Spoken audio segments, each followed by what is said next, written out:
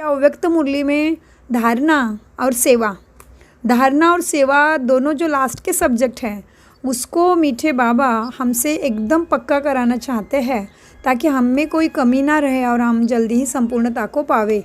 तो पहले जो मुरली बाबा ने साकार में चलाई 30 साल तक, वो उसमें ज़्यादा भर था ज्ञान और योग के ऊपर, और अव्यक्त मुरली है तो वो है धारणा और सेवा, माना जैसे कि समय की अंतिम इशारा। तो अव्यक्त मुरली सुनना माना अपने अव्यक्त स्थिति को अपने पास बुलाना और अपनी भी अव्यक्त स्थिति जल्दी से जल्दी बनाना।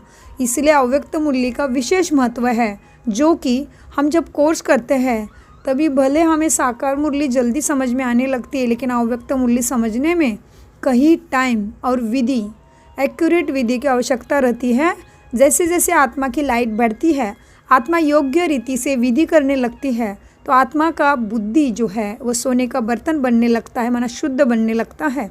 तभी हमें अव्यक्त मुरली की गहराई समझ में आती है और हम भी अव्यक्त के होने के, अव्यक्त बनने के स्टेज के पास चलते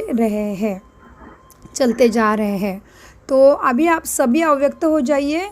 जो आत्मा है, शरीर का भान बिल्कुल नहीं है, अव्यक्त में स्थित हो जाइए और फिर अव्यक्त बाबा का आह्वान सामने करिए। जो ब्रह्मा के तन में सदा ही शिव बाबा विराजमान हैं और ये दोनों बाप दादा वाणी के लिए फिर से दादी के अंदर प्रवेश करते हैं। तो इसको कहते हैं अव्यक्त मुरली, माना डबल ट्रिपल इंजन हो जाता है, ज़्यादा पावरफुल है ये। तो बाबा कहते हैं बच्चों, अव्यक्त मुरली का हेडिंग है बेफिकिर बादशाह बनने की युक्ति। जो माया का जाल है उससे हम कैसे आसानी से तोड़ पाएंगे। समय से पहले, मेरा समय होने से पहले मुझे बेफिकिर बादशाह डबल लाइट कैसे रह सकता हूँ मैं, प्रकृति जीत माया जीत में कैसे बन सकता हूँ, उसकी सारी युक्तियाँ बाबा इस मुरली में हमें देते हैं। इसीलिए बाबा ने आज हमें अव्यक्त मुरली के द्वारा निमित्त और करणहार को याद रखते हुए मैं कर्मयोगी आत्मा कैसे बनी रहूँगी, इसके लिए बाबा ने इशारे दिए हैं। फिर बाबा कहते हैं बच्चों, क्या है, तुम जब बाबा के श्रीमत पर चलते हो ना तो बाबा के प्यारे बनते हो, और फिर परमात्म प्यारे बनने के कारण सबके दुआ के हकदार बनते हो। और फिर बाबा आज ये मुरली में समझाते बच्चों, श्रीमत में ना मनमत मिक्स नहीं करना है। और फिर बाबा का हमेशा का मंत्र है मुझे एक को याद करो। तो क्या हो जाएगा, बुद्धि में दूसरी बातें नहीं चलेगी और चलाना भी नहीं हमें, क्योंकि चलाने वाला, देखने वाला, परिवर्तित करने वाला बाबा आ गया है। तो बाबा कहते मुझे एक को याद करना है। ये मुरली का चिंतन अभी मैंने मुरली शुरू नहीं की, चिंतन कर रही हूँ। फिर बाबा कहते हैं इस मुरली में हर कर्म में मनसा की स्थिति को चेक करना है हमें। और बाबा कहते तुम जब आज्ञाकारी बच्चे बनते हो ना तभी ही तुम डबल लाइट बनते हो। तो बाबा कहते हैं मेरेपन से दूर रहना है और फिर क्या करना है, सदा ही समर्थ बनने के लिए आज्ञा का पालन करना है। और फिर बाबा कहते हैं वृत्ति दृष्टि को देखते देखते कर्म करोगे कि वृत्ति कैसी है, हर कर्म के प्रति मेरी, कोई भी कर्म करते टाइम मेरी वृत्ति कैसी है, वो सब ध्यान में रखते रखते आपको कर्म करते रहना है। तो तुम क्या हो जाओगे, हमेशा ही जीत पाओगे और कर्म योगी बन के निमित्त भाव से कर्म करते रहोगे तो क्या हो जाएगा, तुम्हारे ऊपर जिम्मेदारी का टोकरा उतर जाएगा और बादशाह का मुकुट, बादशाह का हक तुम्हारे बुद्धि में चढ़ जाएगा। तो तुम क्या हो जाएंगे, स्वराज्य अधिकारी बन जाएंगे। तो इसीलिए बाबा ने कहा जब तुम विधि से मुझे याद करोगे तो सिद्धि ज़रूर है। तो आज देखते हैं बाबा के ही द्वारा बेफिकिर बादशाह बनने की युक्ति। आज बाप दादा बेफिकिर बादशाहों की सभा देख रहे हैं। यह राजसभा सारे कल्प में विचित्र सभा है। बादशाह तो बहुत हुए हैं, लेकिन बेफिकिर बादशाह यह विचित्र सभा इस संगम पर ही होती है। यह बेफिकिर बादशाहों की सभा सत्ययुग की राज्यसभा से भी श्रेष्ठ है, क्योंकि वहाँ तो फिकर और फकूर दोनों के अंतर का ज्ञान इमर्ज नहीं रहता है। तो यहाँ का समय बहुत ज़रूरी है और इसी समय हम हैं बादशाह, वो भी कैसे, बेफिक्र वाले। बाबा कहते हैं फिकिर शब्द का मालूम नहीं होता, लेकिन अभी जबकि सारी दुनिया कोई ना कोई फिक्र में है, तो सवेरे से उठते अपना परिवार का, कार्य व्यवहार का, मित्र संबंधियों का कोई ना कोई फिक्र होगा। लेकिन आप सभी अमृत वेले से ही बेफिक्र बादशाह बन दिन आरंभ करते और बेफिक्र बादशाह बन हर कार्य करते हैं। तो देखो बाबा हमें कैसे देख रहे, संपूर्ण देख रहे बाबा हमें। बाबा कहते तुम तो बेफिक्र हो गए हो क्योंकि तुम आत्मा हो और तुम्हारा पिता सर्वशक्तिमान बाबा है। तो तुमने सारी फिक्रात उसको दे दिए हैं, क्योंकि तुमने गाया है, तुमने माना है कि तमेव माता च पिता तुम्हें हो, तो तुम ही सब कुछ मेरा बाबा है। तो क्या चिंता। जिस तरह से आजकल के बच्चों को देखो, इसलिए हमें बचपन बहुत अच्छा लगता है, याद भी आता है। तो कितना जीवन मुक्ति का अनुभव है बचपन में, कि जीवन भी है लेकिन कितनी मज़ा है। कोई चिंता नहीं है, घर में क्या लाना है, क्या रखना है, कैसे चलाना है, ऑफिस जाना है, ये करना वो करना, मेहमान को देखना है, त्योहार को देखना है, क्या क्या कितनी जिम्मेदारी इस शरीर के इर्द गिर्द लगी हुई है। तो वो तो बचपन में कुछ भी नहीं है, सब कुछ माता पिता कर रहे हैं। केवल पढ़ाई करो, खाओ पियो, मज़े करो, जो लाना करना देखना ये वो सब फलाना तो सब माता पिता देख रहे हैं। तो इस तरह से बाबा हमें ऐसे देख रहे हैं कि तुम बच्चों ने सारी फिक्रात बाप को दे दी, मतलब तुमने ज्ञान को पूरी तरह से अपने अंदर उतार दिया है कि मैं तो सच में निमित्त मात्र हूँ, कराने वाला तो बाबा है, तो मेरे को क्या फिक्र है अभी। तो इसीलिए बाबा कहते दुनिया वाले कितना चिंता करते, लेकिन तुम बेफिक्र बन के अमृत वेले से ही कारोबार शुरू करते हो। तो फिर से याद आया हमें, तो हमारा 21 दिन का जो संकल्प है सेंटर में जाके अमृत वेला करने का, वो बहुत सुंदर तरीके से अखंड रीति चल रहा है। और हमारे साथ कल भाई जी, अक्षय भाई जी ने ज्वाइन किया था। संडे हमारे हिना बहन हमारे साथ आए थे और हमारी रुचि हमारे साथ रोज़ आ रही है। वो 7 दिन उन्होंने संकल्प किया है कि बाबा, वो कह रहे थे कि बाबा ने इतना अच्छा मौका दिया है, अपने इधर से गाड़ी जा रही है, तो मैं घर में तो बैठ ही जाती हूँ, तो मैं आपके साथ 7 दिन सेंटर आऊँगी। तो रुचि का भी निर्विघ्न रूप से हमारे साथ अमृत वेला चल रहा है और हमारा भी चल रहा है, प्रज्वल का भी चल रहा है। सेंटर में ओली भाई, सिद्धार्थ भाई और शीतल बहन और एक बहन है नए, उनका सबका निर्विघ्न रूप से बहुत सुंदर 21 दिन का जो अमृत वेले का संकल्प है वो बहुत अच्छा रीति से चल रहा है और बहुत फ़र्क भी लग रहा है अपने में। और बाबा भी और ज़्यादा नज़दीक आया है, ऐसे अनुभव होता है। तो इस तरह से बाबा कहते हैं बच्चों, अमृत वेले से ही तुम क्या करते हो, बेफिक्र बादशाह बन के आरंभ करते हो। बाबा कहते हैं बच्चे ऐसे बेफिक्र बने हो ना, कोई फिक्र नहीं ना, बाप के ऊपर जिम्मेदारी दे दो तो बेफिक्र हो गए, जिम्मेदारी दे दी तो बेफिक्र हो गए। अपने ऊपर जिम्मेवारी समझने से फिक्र होता है। जिम्मेवारी बाप की है और मैं निमित्त सेवाधारी हूँ, मैं निमित्त कर्मयोगी हूँ, करावनहार बाप है, निमित्त करणहार मैं हूँ। अगर यह स्मृति हर समय स्वतः ही रहती है तो सदा ही बेफिक्र बादशाह है तुम। अगर गलती से भी किसी भी व्यर्थ भाव का अपने ऊपर बोझ उठा लेते हो तो ताज के बजाय फिक्र के अनेक टोकरे सिर पर आ जाते हैं। नहीं तो सदा लाइट के ताजधारी बेफिक्र बादशाह हो, बस बाप और मैं तीसरा कोई नहीं। यह अनुभूति सहज बेफिक्र बादशाह बना देती है। तो ताजधारी हो या टोकरीधारी हो, टोकरा उठाना और ताज पहनना कितना फ़र्क हो गया। एक ताजधारी सामने खड़ा करो और एक बोझ वाला टोकरे वाला खड़ा करो तो क्या पसंद आएगा, ताज या टोकरा?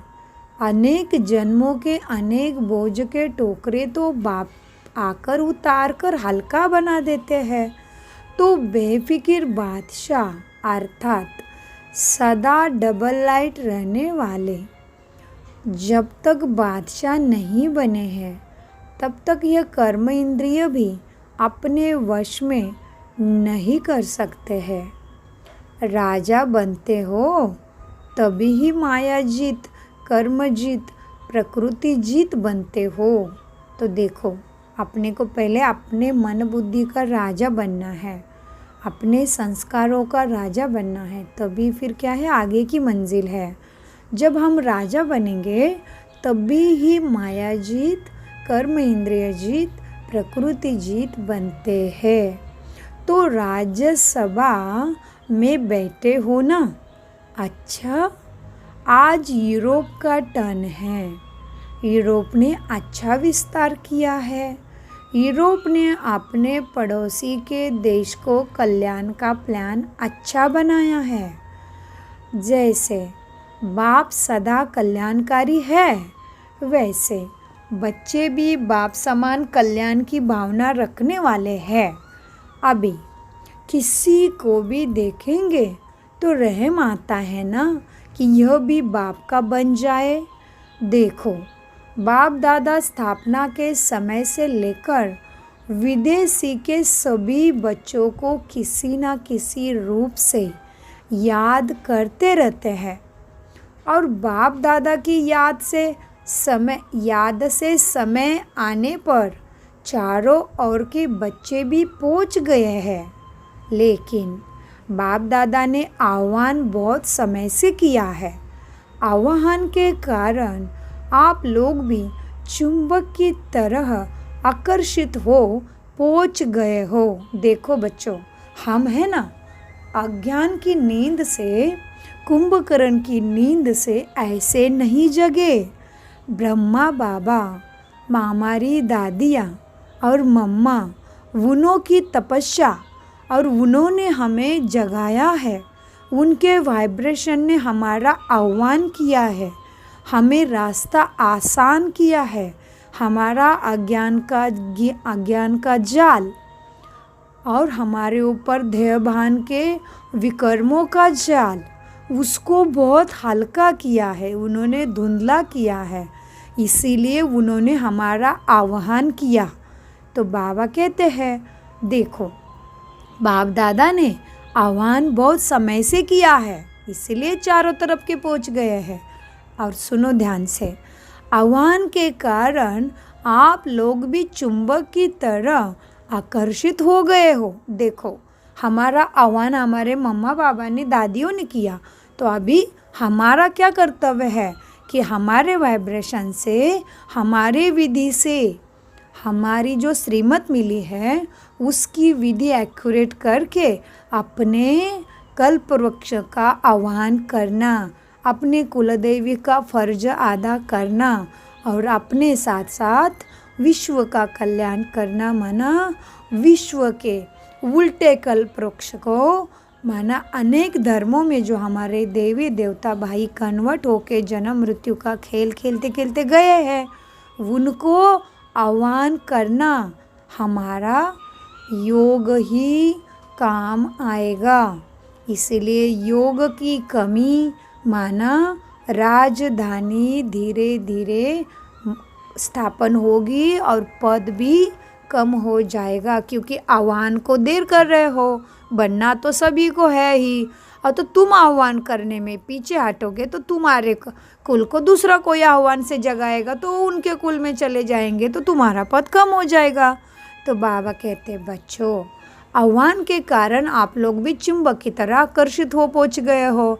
ऐसे लगता है ना कि ना मालूम कैसे हम बाप के बन गए। यह तो अच्छा लगता ही है, लेकिन क्या हो गया, कैसे गया, कैसे हो गया, यह कभी बैठकर सोचो। कहाँ से कहाँ आकर पहुँच गए हो। तो सोचने से विचित्र भी लगता है ना कि कैसे मुझे बाबा ने कैसे चुना। कभी कभी लगता है ना मेरे में तो अक्ल ना वो शक्ल मेरी, तो भी कमाल लगता है ना। तो बाबा कहते हैं तो सोचो कहाँ से आकर पहुँच गए बाबा के पास।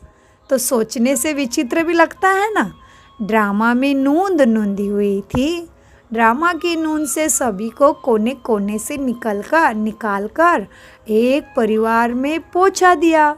अभी यह परिवार अपना लगने के कारण अति प्यारा लगता है ना।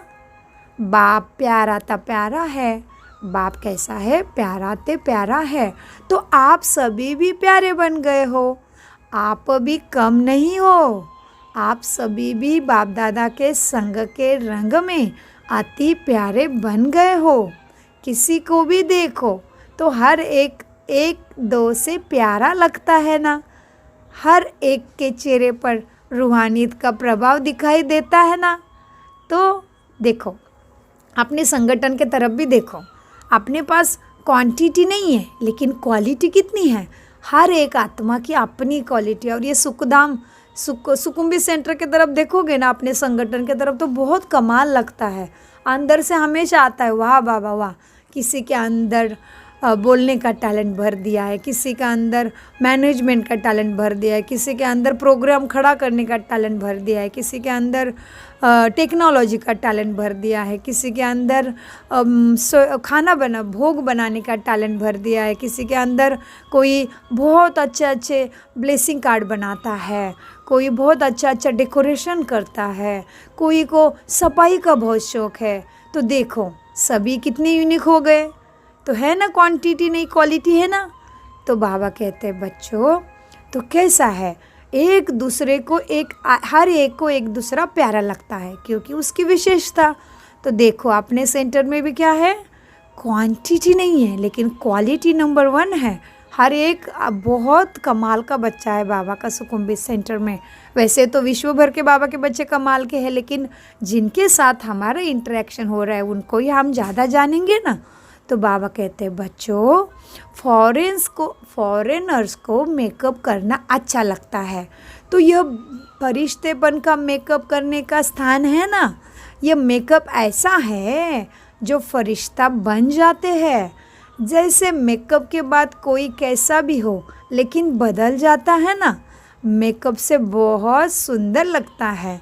तो यहाँ भी सभी चमकते हुए सितारे लगते हो क्योंकि रूहानी मेकअप कर लिया है। देखो हमारा बाबा कैसा देख रहा है, हमें पूर्ण रूप में देख रहा है, संपूर्ण लाइट की बॉडी में देख रहा है।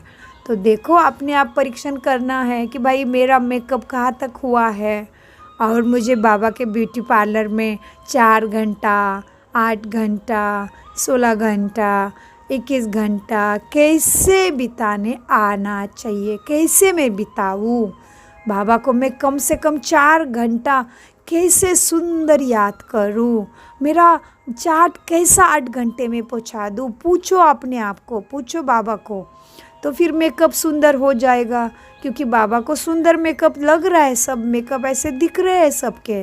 तो अपनी चेकिंग करना है कि भाई मेरा मेकअप बाबा को कहाँ तक दिखाई दे रहा होगा। तो मीठे बाबा अव्यक्त बाप दादा बच्चों को बोले, बच्चे सभी चमकते हुए फरिश्ते लगते हो क्योंकि रूहानी मेकअप कर लिया है। उस सब मेकअप में तो नुकसान भी बहुत होता है, लेकिन इसमें देखो कोई नुकसान नहीं। तो सभी चमकते हुए सर्व के स्नेही आत्मा हो ना। यहाँ स्नेह के बिना और कुछ नहीं है। उठो तो भी स्नेह से गुड मॉर्निंग करते, खाते तो भी स्नेह से ब्रह्मा भोजन खाते, चलते हो तो भी स्नेह से बाप के साथ हाथ में हाथ मिलाकर चलते हो, फॉरेनर्स को हाथ में हाथ मिलाकर चलना अच्छा लगता है ना। तो बाप दादा भी कहते हैं कि सदा बाप को हाथ में हाथ दे बाप के हाथ में हाथ देकर चलो, अकेले नहीं चलो। अकेले चलेंगे तो कभी बोर हो जाएंगे और कभी किसी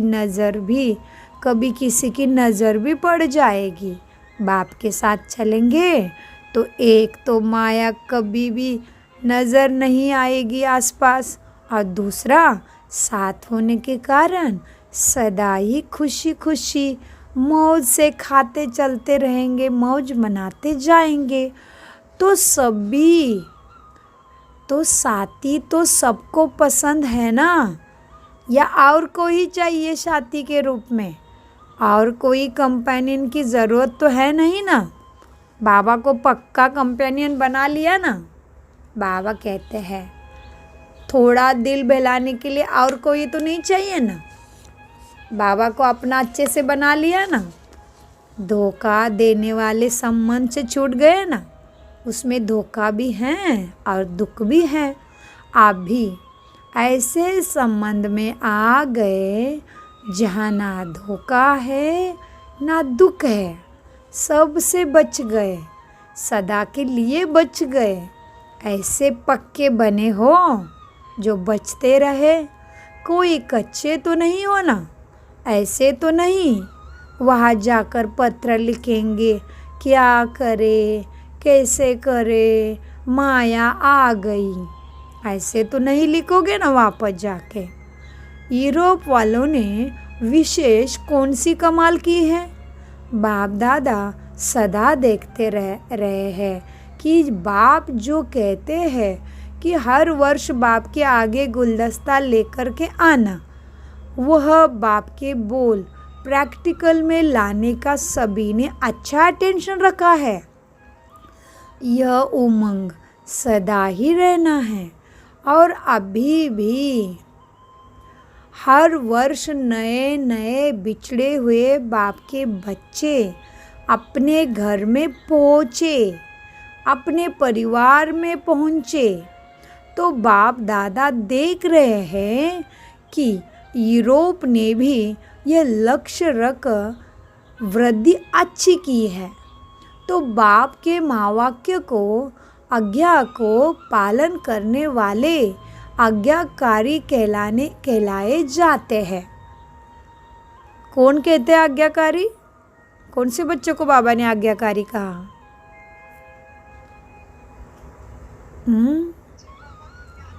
हाँ, जो बच्चे महावाक्य को, आज्ञा को पालन करने वाले को ही बाबा ने आज्ञाकारी बच्चा कहा है।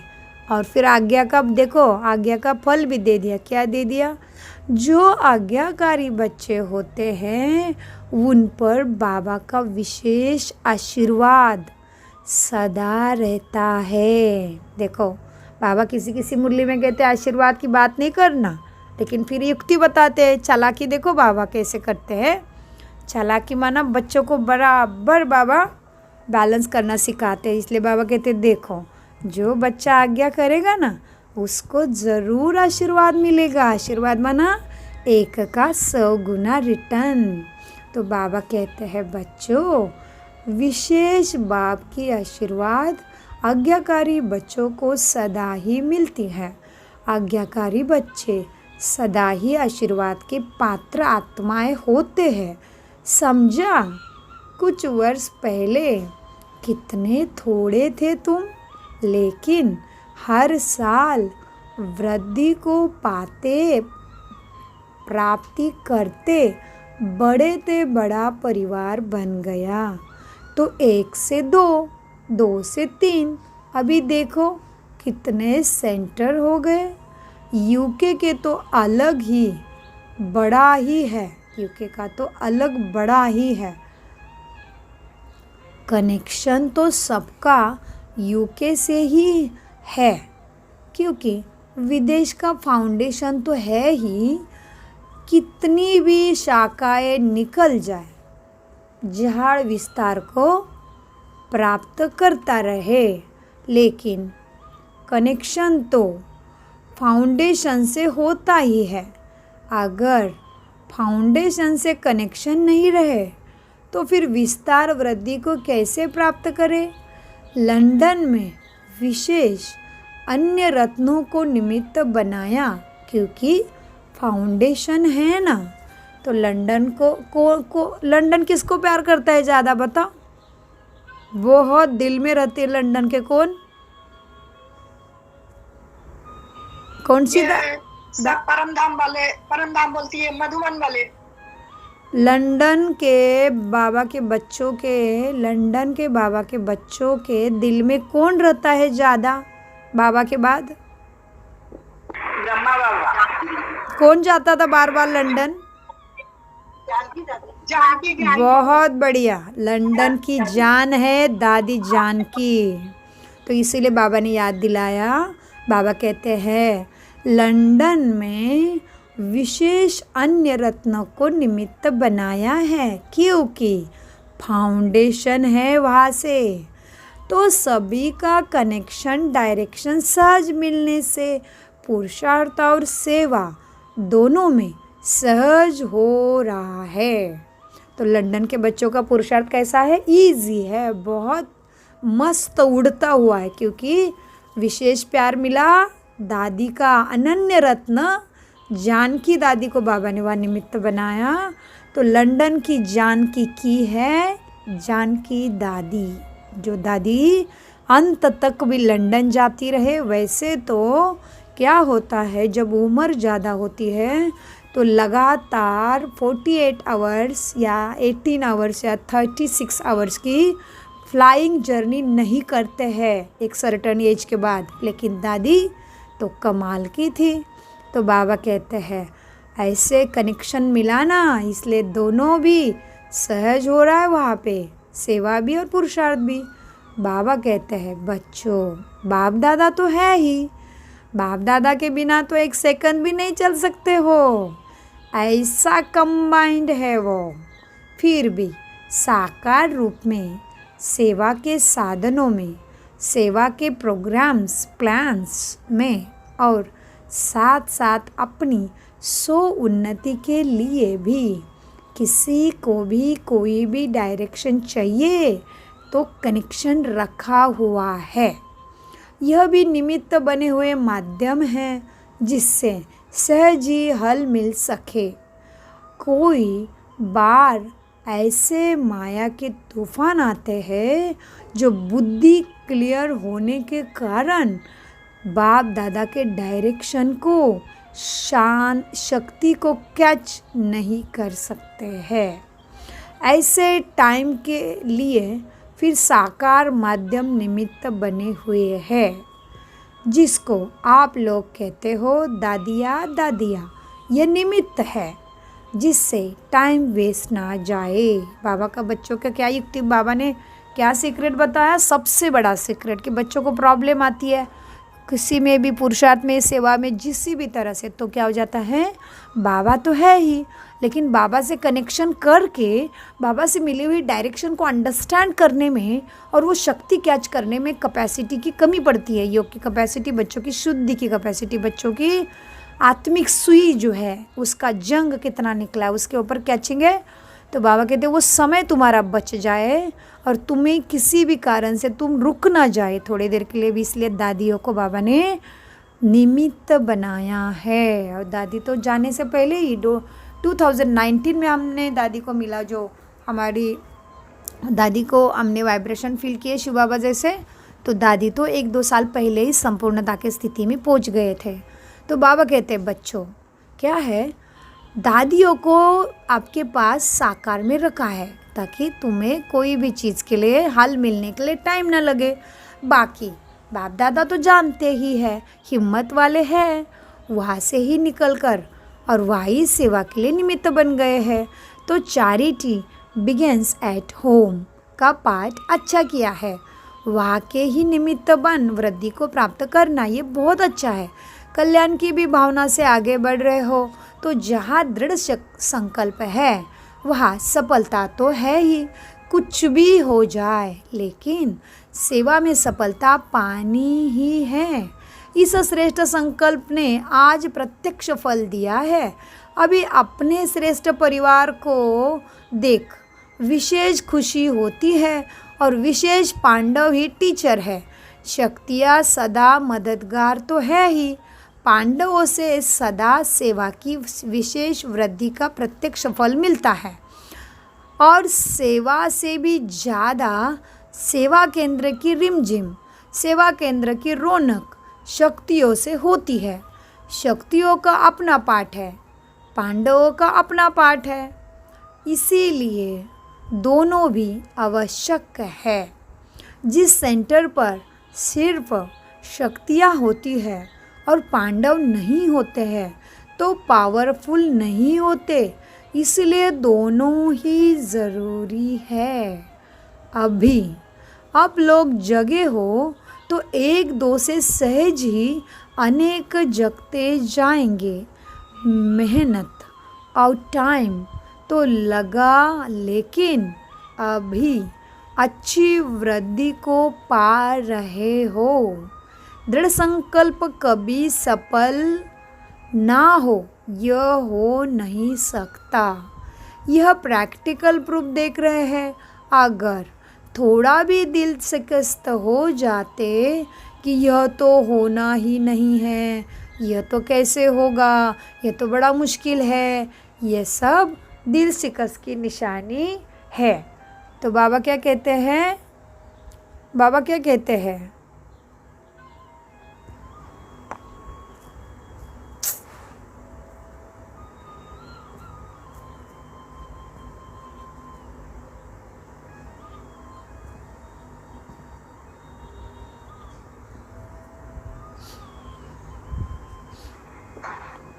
तो दिल शिकस्त की निशानी है सारी।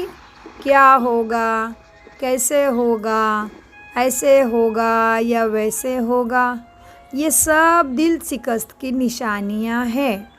तो अपना थोड़ा सा कमज़ोर संकल्प भी सेवा में भी फ़र्क ले आता है।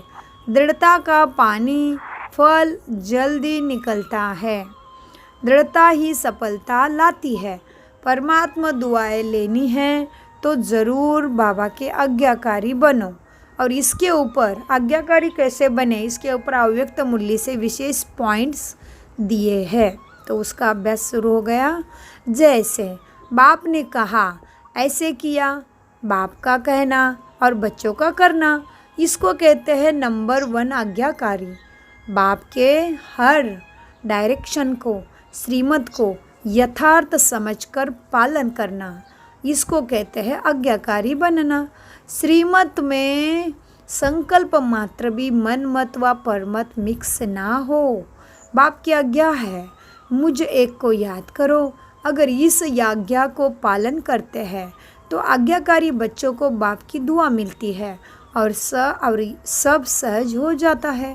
बाप दादा ने अमृत वेले से लेकर रात के सोने तक मनसा वाचा कर्मणा संबंध संपर्क में कैसे चलना है, वो कैसे रहना है, सबके लिए श्रीमत अर्थात आज्ञा दी हुई है। हर कर्म में मनसा की स्थिति कैसी हो उसको भी डायरेक्शन मिला है, आज्ञा मिली है। उसी आज्ञा प्रमाण चलते चलो, यही परमात्मा दुआएं प्राप्त करने का आधार है। इन्हीं दुआओं के कारण आज्ञाकारी बच्चे सदा डबल लाइट उड़ती कला का अनुभव करते हैं। बाप दादा की आज्ञा है कभी भी आत्मा को न दुख दो ना दुख लो। तो कोई बच्चे दुख देते नहीं हैं लेकिन लेते तो है। कैसे लेते हैं दुख पता है? पुरानी बातें दिमाग में रखना, किसी का व्यवहार देख के अपने ही नेगेटिव सोचना, सामने वाले का तो इंटेंशन अलग और हम सोच लिया ये ऐसा ही करता है, ये वैसा ही करता है, ये मुझे ही करता है, ये मेरे लिए ही करता है, ये सब मुझे ऐसा करते हैं। ये सब क्या है? खुद को दुख देना। तो बाबा कहते ना ही दूसरे को दुख दो लेकिन ना ही दुख लो। यह भी व्यर्थ संकल्प चलाने का कारण बन जाता है। कोई व्यर्थ बात सुनकर दुखी हो गए। ऐसे छोटी छोटी अवज्ञा भी मन को भारी बना देती है। देखो, कोई कोई छोटी छोटी बातों में हम दुखी हो गए ना, तो बाबा की अवज्ञा हो गई। क्यों कैसे हो गई अवज्ञा, कौन बताएगा, बोलो। हम दुखी हो गए और बाबा की अवज्ञा कैसे हो गई? क्योंकि बाबा ने क्या बोला है? सोच अपने रहेगा ना, बाबा का चलेगा। क्यों हुआ पता है? क्योंकि हम बाबा कहते तुम थोड़ी भी दुखी हो गए तो बाबा क्या अवज्ञा किए। क्योंकि कैसे अवज्ञा किए? क्योंकि बाबा ने बताया है ब्राह्मणों का खुराक है, ब्राह्मणों का श्वास है खुशी। तो हम दुखी हो गए तो हमने खुशी गवाई, मतलब भूल गए कि हमारा श्वास का क्या बोला है बाबा ने, खुशी बोला है। और पढ़ाई चल रहा है मतलब टीचर की बातों को बार बार याद करना पड़ता है, क्योंकि पढ़ाई के बाद ही तो स्वराज्य मिलना है। तो हम थोड़े भी क्या हो गए, नाखुश हो गए या भारी हो गए तो बाबा कहते अवज्ञा हो गई। तो बाबा ने कहा है देखो, कोई व्यर्थ बात सुनकर दुखी हो गए, ऐसे छोटी छोटी अवज्ञाएं भी मन को भारी बना देती है, और भारी होने के कारण उच्च स्थिति की तरफ उड़ नहीं सकते। बाप दादा की आज्ञा मिली हुई है। बच्चे ना व्यर्थ सोचो, ना व्यर्थ देखो सुनो ना बोलो, ना व्यर्थ कर्म में समय गवाओ। आप बुराई से तो पार हो गए, अब ऐसे आज्ञाकारी चरित्र का चित्र बनाओ तो परमात्मा दुआओं के अधिकारी बन जाएंगे। बाप की आज्ञा है बच्चे, अमृत वेले विधि पूर्वक शक्तिशाली याद में रहो। हर कर्म योगी बनकर निमित्त भाव से निर्माण बनकर करो। ऐसे दृष्टि वृत्ति सबके लिए आज्ञा मिली हुई है। यदि उन आज्ञाओं का विधि पूर्वक पालन करते चलो तो सदा अति इंद्रिय सुख व सुखी संपन्न शांति स्थिति का अनुभव ज़रूर करते रहेंगे, लेकिन विधि पूर्वक चलना पड़े। अव्यक्त बाप दादा बोले, बाप की आज्ञा है बच्चे, तन मन धन और जन इन सबको बाप की अमानत समझो। जो भी संकल्प करते हो वह पॉजिटिव हो, पॉजिटिव सोचो, पॉजिटिव संकल्प करो, शुभ भावना के संकल्प करो। बॉडी कॉन्शियस के मैं और मेरेपन से दूर रहो। यही दो माया के दरवाजे हैं, मैं और मेरापन। संकल्प, समय और श्वास ब्राह्मण जीवन के अमूल्य खजाने हैं। इन व्यर्थ नहीं गवाओ, जमा करो। समर्थ रहने का आधार है सदा और स्वतः आज्ञाकारी बनना। बाप दादा की मुख्य पहली आज्ञा है पवित्र बनो, कर्म जीत बनो। इस आज्ञा को पालन करने में मेजॉरिटी पास हो जाते हैं, लेकिन उनका दूसरा भाई क्रोध, उसमें कभी कभी आधा फेल हो जाते हैं। कहते हैं क्रोध नहीं किया, लेकिन थोड़ा रोक तो दिखाना पड़ता है। तो यह भी अवज्ञा हुई बाप की, जो खुशी का अनुभव करने नहीं देती। वो चीज़ें सारी बाबा की अवज्ञा ही कराती है। जो बच्चे अमृत वेले से रात तक सारे दिन का दिनचर्या के हर कर्म में आज्ञा प्रमाण चलाते हैं, वह कभी मेहनत का अनुभव नहीं करते। उन्हें आज्ञाकारी बनने का विशेष फल आशीर्वाद के रूप में अनुभव होता है। उनका हर कर्म फलदायी हो जाता है। जो आज्ञाकारी बच्चे हैं वो सदा संतुष्टता का अनुभव करते हैं। उन्हें तीनों ही प्रकार की संतुष्टता स्वतः और सदा अनुभव होती है। नंबर 1, वो स्वयं भी संतुष्ट रहते। नंबर 2, विधि पूर्वक कर्म करने के कारण सफलता रूपी फल की प्राप्ति से भी संतुष्ट रहते। नंबर 3, संबंध संपर्क में भी उनसे सभी संतुष्ट रहते हैं। आज्ञाकारी बच्चों का हर कर्म आज्ञा प्रमाण होने के कारण श्रेष्ठ होता है। इसीलिए कोई भी कर्म बुद्धि व मन को विचलित नहीं करता। ठीक किया व नहीं किया यह संकल्प भी नहीं आ सकता। वो आज्ञा प्रमाण चलने के कारण सदा हल्के रहते हैं, क्योंकि वो कर्म के बंधनवश कोई कर्म नहीं करते। हर कर्म आज्ञा प्रमाण करने के कारण परमात्मा आशीर्वाद की प्राप्ति के फलस्वरूप वो सदा ही अतिरिक्त विल पावर का, अतीन्द्रिय सुख का और भरपूरता का अनुभव करते रहते हैं। अच्छा, मीठे प्यारे अव्यक्त बाप दादा का हमारा याद प्यार नमस्ते और गुड मॉर्निंग। वरदान, सच्चे साथी का साथ लेने वाले सर्व के प्यारे और न्यारे निर्मोही भव। वरदान का विश्लेषण है, रोज अमृत वेले सर्व संबंधों का सुख बाप दादा से लेकर औरों को दान करो। सर्व सुखों के अधिकारी बन औरों को भी बनाओ। कोई भी काम है उसमें साकार साथी याद ना आए, पहले बाप की याद आए, क्योंकि सच्चा मित्र है बाप। बाबा क्या कहते हैं, लौकिक में कोई भी काम पड़ता है तो हमें पहले मित्र याद आता है, नहीं तो सगे संबंधी याद आते हैं ना, कि सोचते भाई चलो उसको पूछती हूँ, उसको फ़ोन करती हूँ। लेकिन बाबा कहते वो नहीं करना है, अभी पहले सच्चा मित्र बाबा याद आए। बाबा कहते हैं सच्चे साथी का साथ लेंगे तो सहज ही सर्व से न्यारे और प्यारे बन जाएंगे। जो सर्व संबंधों से हर कार्य में एक बाप को याद करते हैं, वह सहज ही निर्मोही बन जाते हैं।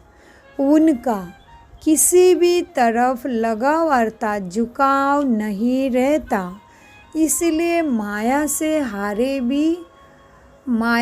हार भी नहीं हो सकती।